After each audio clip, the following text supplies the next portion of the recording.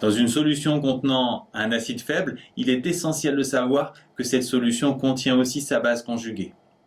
Et justement, le deuxième exercice classique utilisant le Ka consiste à déterminer pour une solution contenant un acide faible et sa base conjuguée, en fonction du pH, qui de l'acide ou de la base prédomine.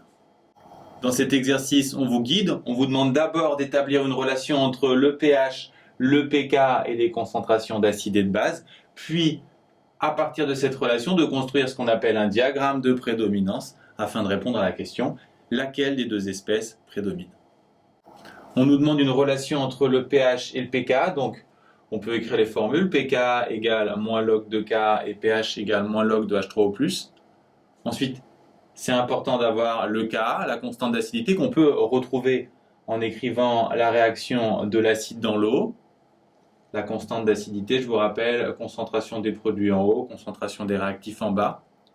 Arrivé ici, c'est intéressant de remarquer que déjà, on a dans cette formule les concentrations d'acide et de base qu'on voulait.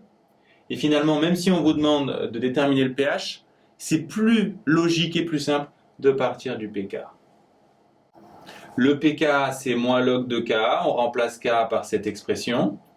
Ensuite, puisqu'on veut faire apparaître le pH, qui est moins log de H3O+, on va séparer en deux ce quotient,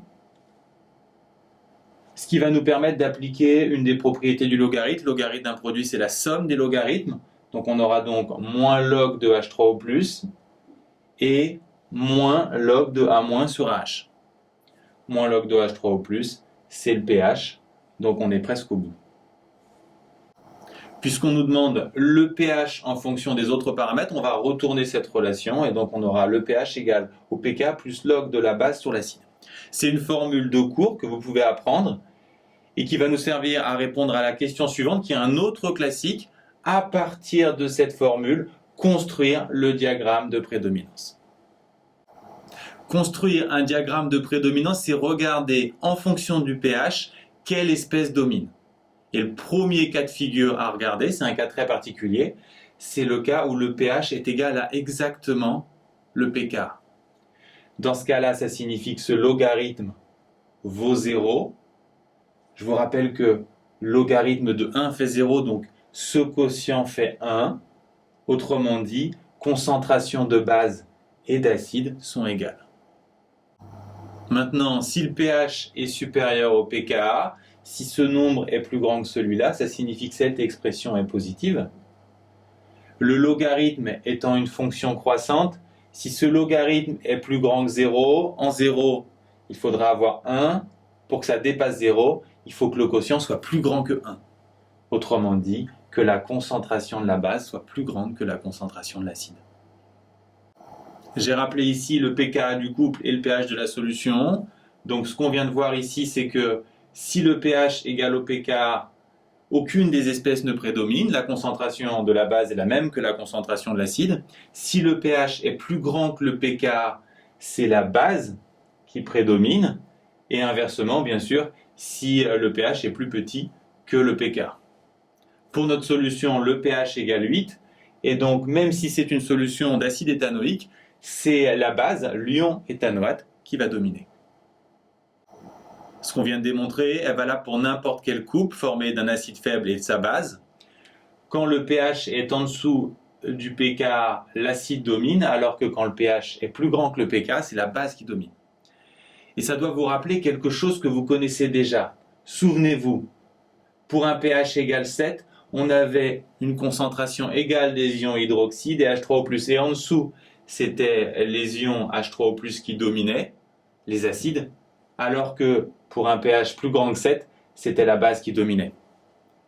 En fait, de façon générale, vous devez retenir que quand le pH est en dessous de la valeur de référence, c'est l'acide qui domine. Si un couple acide-base a un acide et une base de couleur différente, alors on va avoir un moyen de déterminer approximativement le pH. Regardons sur un exemple. Prenons un couple dont le pK vaut 9 et l'acide est rouge et la base bleue. Si le pH est plus petit que le pKa, c'est l'acide qui doit dominer et donc la solution sera rouge. Si le pH est plus grand que le pK, c'est la base qui va dominer, et donc la solution sera bleue. Et si le pH est voisin du pK, on aura une teinte dans les violets. Une application de ce type de couple acide-base, si on a une solution de pH inconnu, on verse quelques gouttes de ce couple acide-base dans la solution. Si elle vire au rouge, c'est que le pH est plus petit que 9, et si elle vire au bleu, c'est que le pH est plus grand que 9. C'est pour ça qu'on appelle ce type de couple un indicateur coloré. Un dernier classique plutôt facile pour finir, vous disposez d'une solution de pH inconnu et de 3 indicateurs colorés. On vous donne leur pKa et leur couleur. Pour l'héliantine, le pKa vaut 3,4, l'acide est rouge, la base est jaune.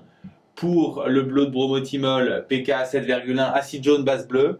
Et enfin, pour la phénophtaléine, pKa 9,4, acide incolore, base rouge. Finalement, on vous dit que quand vous versez de la phénophtaléine, la solution ne change pas de couleur. Et par contre, quand vous versez les deux autres indicateurs colorés, la solution vire au jaune. Il faut proposer un encadrement du pH. Puisque la phénophtaléine ne change pas la couleur de la solution, ça signifie que c'est l'acide qui prédomine et donc le pH est plus petit que 9,4.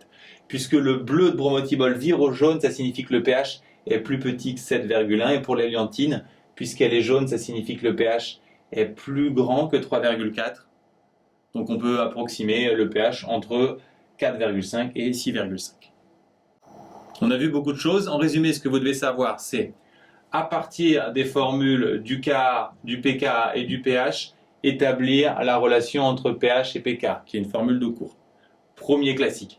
Deuxième classique, à partir de cette formule, justifier un diagramme de prédominance. Et si on ne vous demande pas d'explication, vous pouvez le construire directement par analogie avec ce que vous connaissez déjà sur le pH. Et enfin, vous devez connaître les principes des indicateurs colorés.